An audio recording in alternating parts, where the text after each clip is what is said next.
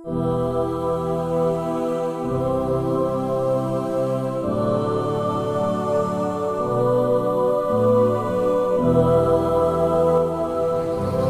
pertanyaan nih Tengku dari sahabat Hian. Ya. Tengku, obat galau apa aja? Ini maksudnya memang kita tadi telah membahas Ya. bahwa banyak hal yang bisa mengatasi galau. Ya. Ini mungkin Tengku sebagai pengulangan. Menurut Tengku apa aja yang bisa kita jadikan sebagai obat galau berdasarkan dengan tuntunan daripada Rasulullah, tentu saja dengan tuntunan para ulama yang salih. Apa aja Tengku? Galau ini membuat pikiran, hati tidak karuan, ya kan? Ya benar. Otomatis obat galau adalah sesuatu yang bisa membuat hati ini karuan. Karuan. Ya kan? Bisa membuat hati ini tentram, nyaman, damai, ya kan? Ya benar. Ini yang pertama sekali dengan mengingat Allah. Mengingat Allah. Mengingat Allah selalu dalam hati kita.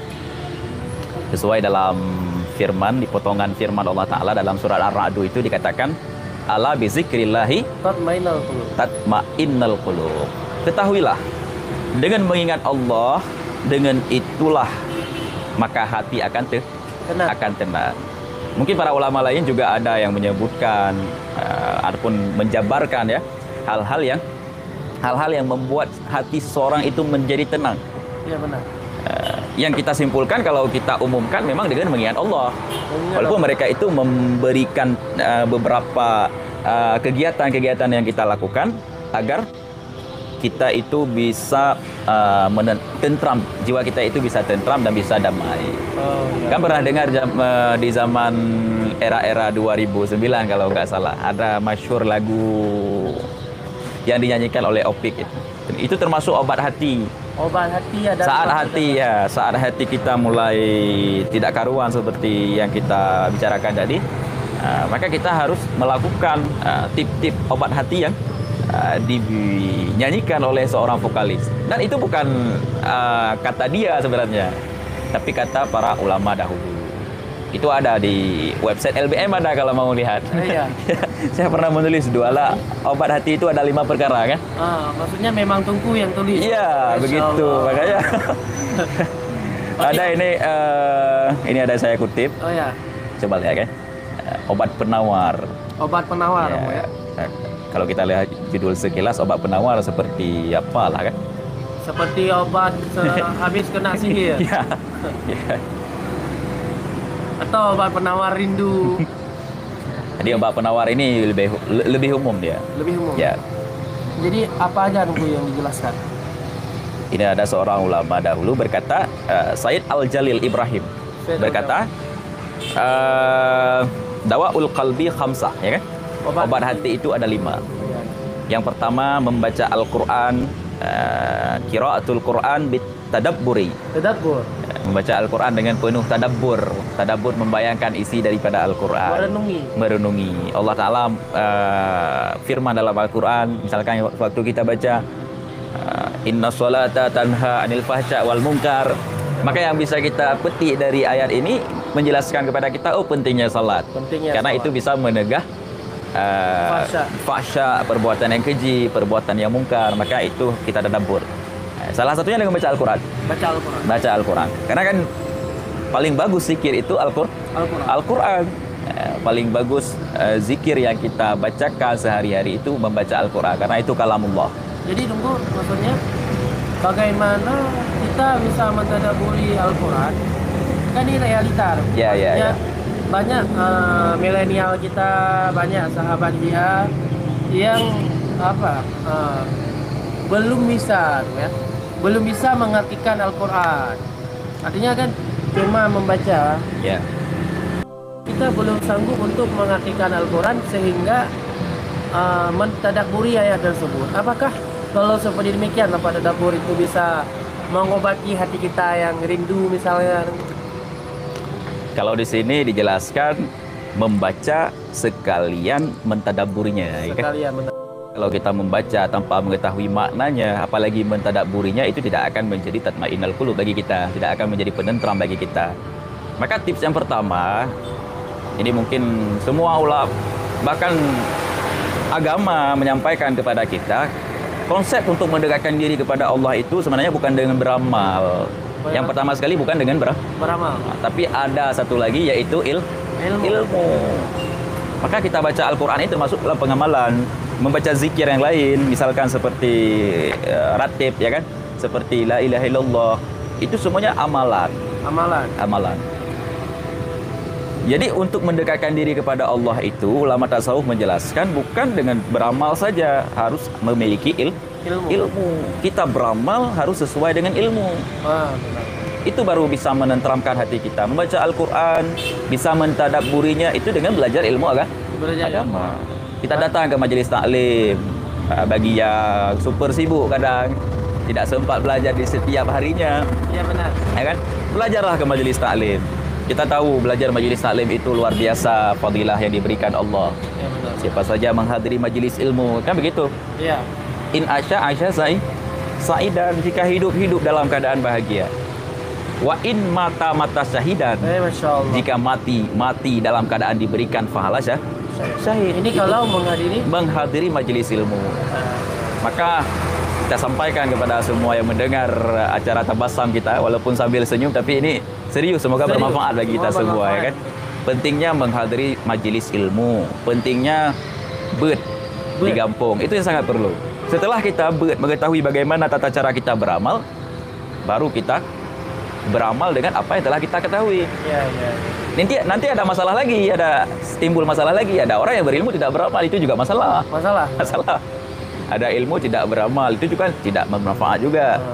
Jadi yang penting kita collab lah, ya. Kita collab antara ilmu dan amal. Ilmu beramal, kemudian baru kita padukan dengan keikhlasan. Pernah juga saya, Ustaz, kalau tidak salah saya baca di kitab Ta'limul Muta'allim. Dijelaskan bahwa fasadun kabirun, alimun mutahadikun, wa akbaru binha, jahilun mutanasikun, huma fil alamin adimatul lima bihima idamasan.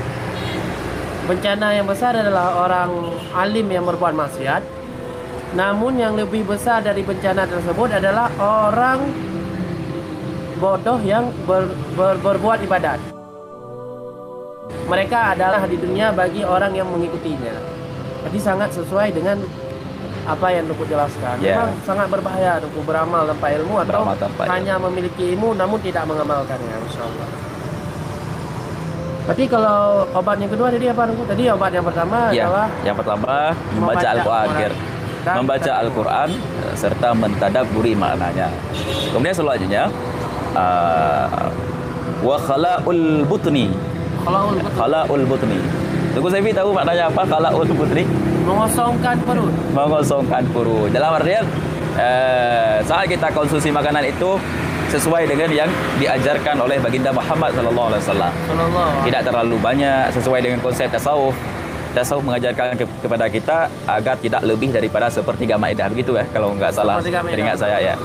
Maidah kita, kalau maidah kita segini, otomatis kita makan sampai sepertiga lah. Jangan sampai melebihi sepertiga. Ya, kalau tidak salah sepertiganya untuk makanan, untuk air dan untuk angin ya. Untuk angin. Itu konsep hidup sehat ala Rasul bisa kita katakan. Kemudian juga bisa membuat hati seseorang itu menjadi tentram, nyaman, damai. Jadi apa kaitannya nih dulu? Ini sangat banyak kaitannya. Di saat kita banyak makan, banyak syahwat. Benar. Saat keinginan kita banyak, otomatis kita ingin ini, ingin itu, ya kan? Ya benar. Hingga tidak tercapai, akhirnya kita galau. Itu masalahnya. Jadi makanya sangat perlu ini mengkosongkan perut. Mana mengkosongkan perut? Bukan berarti kita tidak makan. Wa'fu anna tuh. Mana wa'fu anna tahu? Is dead. Dead kita kalau nggak makan. Makanya makan harus ada.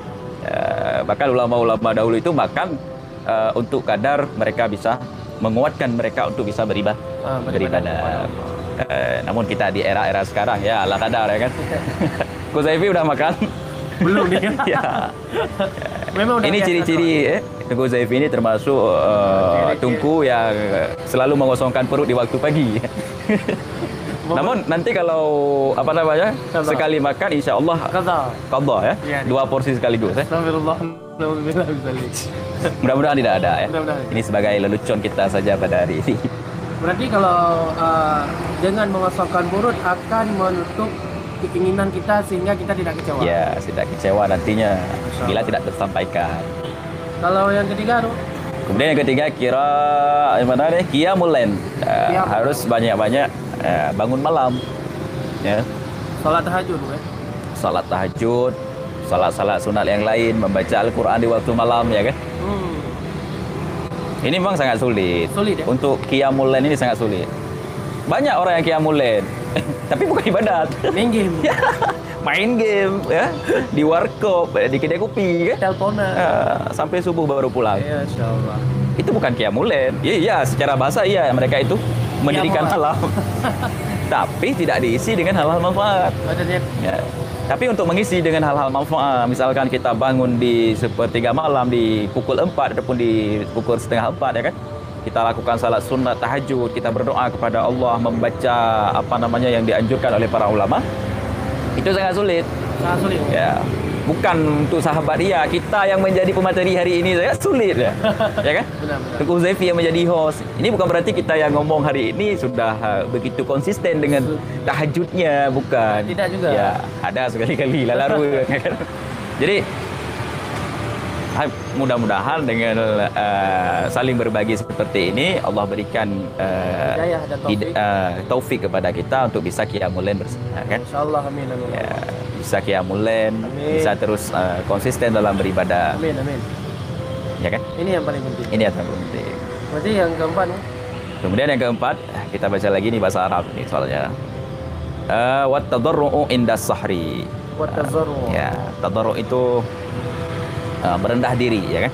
merendah. Merendah diri di ketika waktu sahur. Itu setelah kita qiyamul lail di waktu sahur itu kita merendah diri kepada Allah, meminta kepada Allah, munajat kepada Allah. Bermunajat, minta kepada Allah apa yang kita inginkan karena waktu itu waktu rahmat ya kan? Rahmat. Waktu malaikat membagikan rahmatnya kepada manusia. Kan sia-sia rahmat itu tidak kita tampung, kita minta. Benar-benar. Ya kan? Ya, makanya rahmat sebenarnya Allah memberikan kepada setiap rumah. Tapi kesalahan daripada keluarga yang ada di rumah yang tidak menjemputnya. Tidak bangun, tidak ini, tidak itu ya kan? Jadi cara menjemputnya yang pertama bangun. Ya, bangun. Ya, untuk qiyamul lail. Ini masalah qiyamul lail. Subuh lain lagi nanti. Subuh lebih aula harus kita bangun karena itu wajib ya kan? Wajib, benar, Mas. Ya, jadi jangan sampai begini. Qiyamul lail kita aktif. Ya, qiyamul lail waktu jam 4 kita aktif. Setelah itu kita tidur lagi. Jam 8 baru bangun. Nauzubillah. Itu bermasalah juga. Ini sangat bermasalah sebenarnya. Ya, Rasulullah. Ya. Udah. Kemudian yang kelima yang terakhir wa mujali satu solihin. Menjaga kesalahan. Ya, kemudian bergaul dengan orang-orang saleh, orang-orang pilihan yang telah dipilih oleh Allah. Ada kawan-kawan yang misalkan lebih saleh ketimbang kita ya. Kita kan tahu dia saleh, ya kan? Ya, ulama itu pasti dekat dengan Allah. Ya, benar. Maka harus sering-sering mendengar kajian ulama kalau memang tidak mungkin bisa bersama dalam satu majlis ya kan? Ya, benar. Mendengar ulama-ulama tentu di bawah ahli sunnah wal jamaah. Ulama al-Islam. Karena banyak sekali di YouTube sekarang, Ya, benar. di media-media lainnya ada juga ulama yang bukan dari kalangan ahli sunnah wal jamaah. Itu harus kita filter begitu dalam. Berarti cara-cara memfilternya bagaimana nih? Tanya ke guru-guru. Tanya ke guru-guru yang lebih mengerti. Ustadz, tunggu, Ustadz. Tunggu, ini termasuk ulama aswaja atau tidak?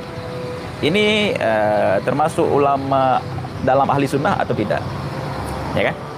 Berarti ada apa namanya? Ada pernah saya dengar kan Tunggu, bahwa tanda ahlu sunnah wal jamaah itu mayoritas. Ya. Ya kan? Alaikum.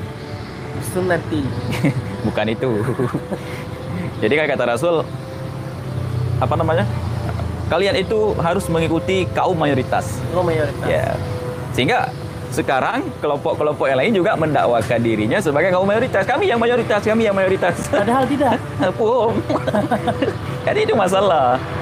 Berarti kalau kita sekarang di Aceh yang mayoritas ulama-ulama sepuh kita masih banyak di ulama Aceh. sepuh, berarti Abu Tumin ya kan, Tumin. Abu Kutakru kalau di Ulegle. Kebetulan kita di Ulegle ini kan. Iya, benar. Kemudian Abu di Mudi, ya. Kemudian Walid di Umul Eman. Kemudian banyaklah ulama-ulama sepuh kita. Kalau di wilayah timur ada juga ya kan. oleh Al-Ansar. Masih banyak ulama-ulama kita yang memang ahli sunnah wal jamaah. Berarti yang semanhaj, yang sejalan semanhaj. dengan mereka itu ahli sunnah. Ahli sunnah wal jamaah. Karena memang sekarang realitanya ini yang mayoritasnya. Bahkan di Indonesia kan maksudnya sama. Ya, Seperti Habib Lutfi nunggu Gus Baha. ya, Ya, ini kan satu manhaj Satu dengan manhaj. para ulama yang kita sebutkan tadi. ya. Maka itu harus yang kita ikuti itu. Ya. Ada orang kadang-kadang begini, ini perlu kita bilang juga. Misalkan ada ustadz Ya, yang ustadz. bukan yang non ahli sunnah wal jamaah, Ya benar. yang di YouTube. Mereka bilang, mereka berasumsi seperti ini. Ini kan boleh kita lihat selama tidak dalam masalah hukum, tidak dalam masalah Akidah. akidah, kan bisa kita lihat tunggu gitu ya, kan. ya, benar, Itu benar. masalah sebenarnya. Ini satu masalah. Satu masalah. Melihat motivasinya kan bisa. Mana? Menurut saya, walaupun melihat motivasi untaian kata mutiara yang dia lontarkan, tidak boleh kita lihat karena kata-kata mutiara juga itu juga ada diucapkan oleh ulama-ulama yang ahli sunnah wal jamaah. Masya Allah. Karena takutnya, karena kita filternya masih kurang, dengan kita sering melihat-lihat maka hati akan merasa nyaman. Karena yang terbiasa itu akan Cinta. cinta. Ya, kita scroll lah. Waktu kita lihat-lihat semuanya ustaz-ustaz Wahabi misalkan ya kan, ustaz-ustaz yang non ahli sunnah wal jamaah, sering kita lihat, lama-lama kita melihat kepada hal-hal yang tidak boleh kita lihat sampai kepada masalah akidah dan sampai kepada masalah hukum. Jadi Ainur Lidang kuliah Ibn Khalillah. Ya, sehingga ayat-ayat mereka tidak akan nampak lagi. Jangan apa lagi. Ya, Kita melihat semua sebagai coklat. Ya. Bukan coklat. ya. Berarti yang kelima adalah mujalah saleh. Nah, mujalah satu duduk dengan orang-orang Jadi saleh. duduk dengan orang saleh. Berarti kalau Tungku misalnya Tungku saleh saya insyaallah bisa Menenteramkan jiwa. Karena orang-orang saleh ini tetap berbicara tidak kepada hal-hal yang maksiat. Ya. tidak Ini hikmah yang kita dapatkan daripada orang-orang saleh. Orang saleh tetap mengajak kita kepada kebaikan. Ya, benar. Orang saleh tetap membicarakan seputaran hikmah yang kemudian kita bisa giat dalam beribadah, motivasi belajar, motivasi dalam beribadah, ya kan? Benar. Itu kalau kita lihat.